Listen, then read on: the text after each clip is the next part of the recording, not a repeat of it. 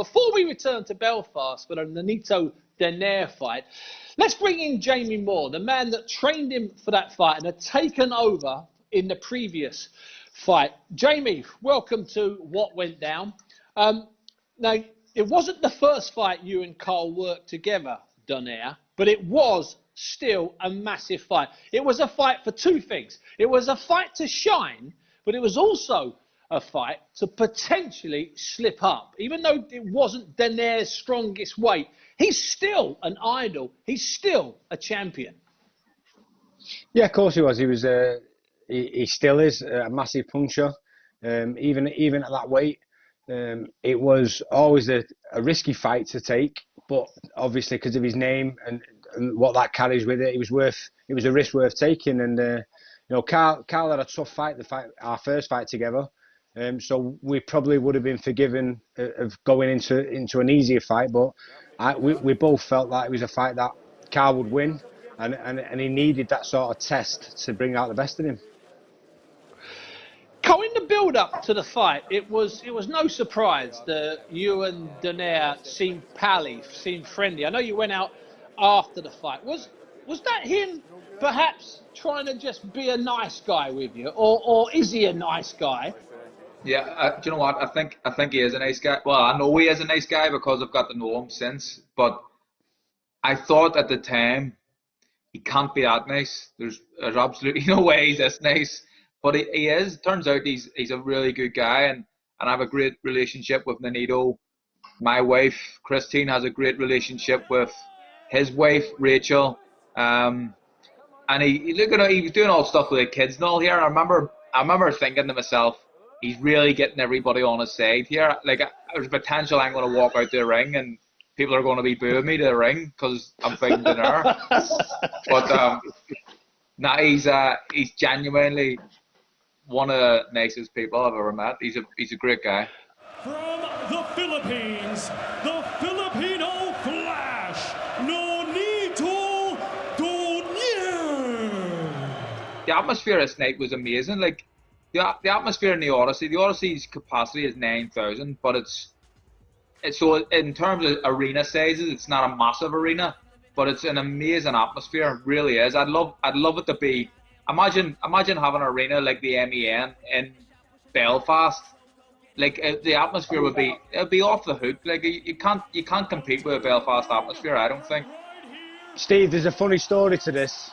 So this shouldn't have been Carl's Ringwalk music, and he was having a song for his wife Christine to come out to. It was like a little tribute for her, and as soon as the music started, I was like, this is the wrong song.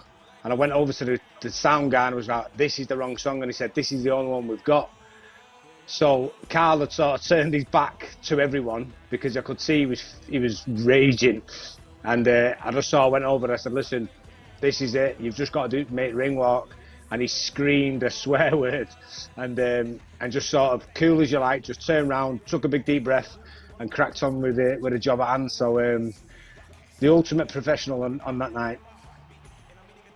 So I wanted a song, and Big Ian, it was his fault. He took the blame for it. But I remember Ralph, who does the Ringwalk for everybody. The song came on, and I said it's a wrong song. So Jamie was liaising with Ralph. I stood for about a minute, I think, hoping that they were going to change the song. And then I got to the point where Jamie says, "This is it. They can't change the song." And I said what I said and walked on, but I remember being raging.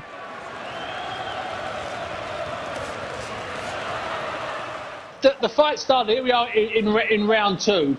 Sometimes people look back on this fight and just dismiss it as being it wasn't Donaire's weight. Well, I was 3 feet from the ringside that night, and it often felt like Donaire was extremely comfortable at featherweight. Don't worry about that. He was a classy fighter, Jamie.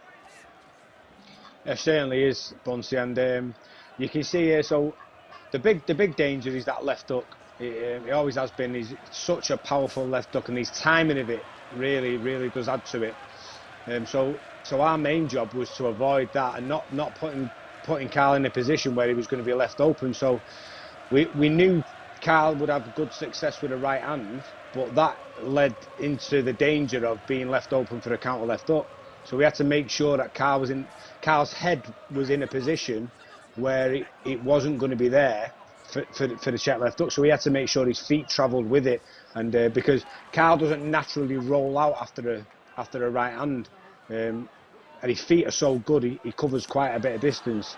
So the plan was to nail him with the right hand, but to make sure that his head went with it, so that he ended up sort of in a position past Nonito's right shoulder, so that he was well away from the left hook, and it seemed to work quite well. Did you sense this, Carl, as one of the most technical and tactical fights you've had? Big fights. Yeah, it was, and I knew I had to be careful the whole way through it. He hit me on the arm in the first round in a bit of a clinch, and I remember just thinking, oh, I really need to be careful here. Like if he hits you clean, it could be lights out. And I wasn't hurt in this fight at all up until the 11th round, where he hurt me pretty badly in the 11th round. But I knew.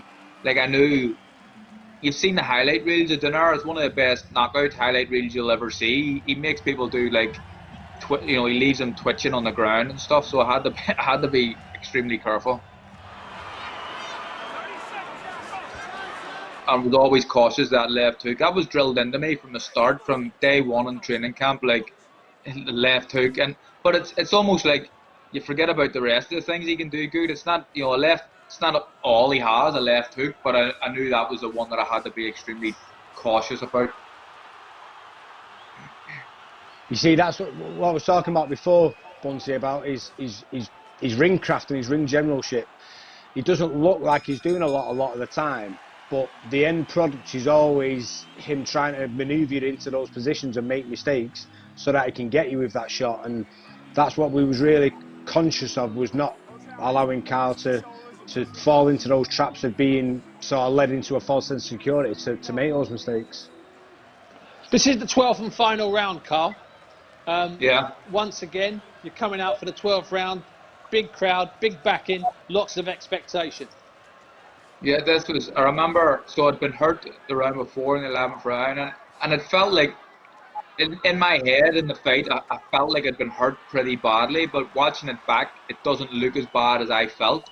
So I remember coming out for the 12th round, and Jamie knew I was hurt, obviously, and it was just like, don't go and try and finish strong. Don't go and try and, you've won the fight. Don't be doing anything daft. Just keep boxing. And that was it. I was really, really cautious in this round. Overly cautious just because of how dangerous he still was.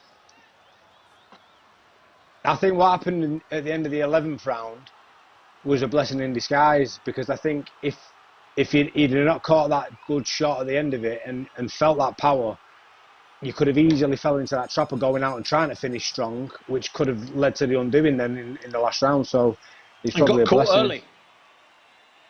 Yeah, if you get caught early in rounds, it's much more difficult to get through. He was lucky that it was at the end of the 11th round, really. What goes at the end of the fight, Carl? A 12 rounder like that, and you know you've won. What's going through your mind there? Is it just relief, or is it, or is there a bit of excitement? What's the general feeling going through your mind now?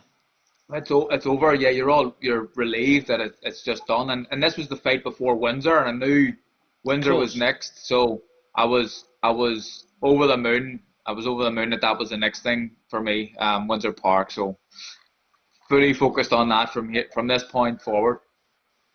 Jamie Moore, thanks so much for your time this evening. Cheers, Steve.